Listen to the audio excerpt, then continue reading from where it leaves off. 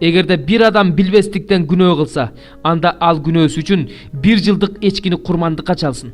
Билбестиктен күнөө кылган адамды ыйык кызмат кылуучу Теңирдин алдында тазаласын.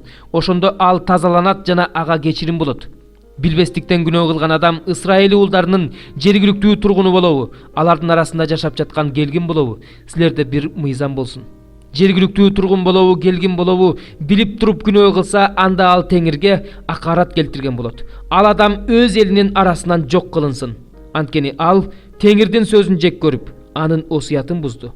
Ал адам жок кылынсын, өз күнөөсү өз мойнунда. Исраил уулдары чөлдө жүргөндө ишемби күнү отун терип жүргөн кишини көрүп калышты. Көрүп калгандар отун терип жүргөн кишини Муса менен Ааронга жана бүт жамаат алдына алып келип, аны каматып коюшту. Анткени аны эмне кылуу керек экени али аныктала элек болчу. Ошондо Теңир Мусага мындай деди: "Бул адам өлүм жазасына тартылсын. Аны стандын сыртына алып чыгып, бүт жамаат ташбаран калсын." Теңир Мусага буйругандай бүт жамаат аны стандын сыртына алып чыгып, ташбаранга алып өлтүрүштү.